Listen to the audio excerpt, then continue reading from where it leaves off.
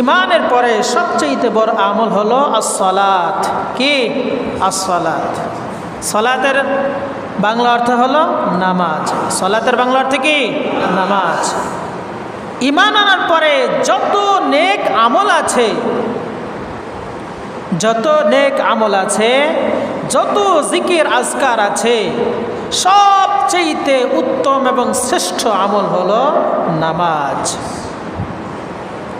আল্লাহ রাব্বুল আলামিন কোরআনের মধ্যে বলেছেন, ইন্নাস সালাতা তানহা আনিল ফাহশাই ওয়াল মুনকার ওয়ালা যিকরুল্লাহি আকবার।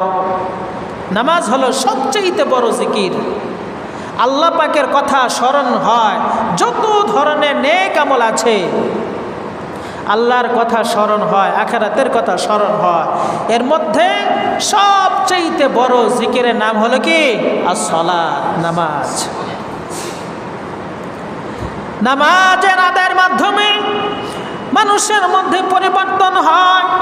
মানুষের মধ্যে এমন পরিবর্তন আসে, নামাজ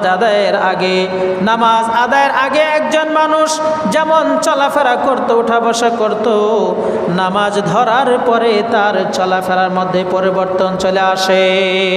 ঠিক কিনা?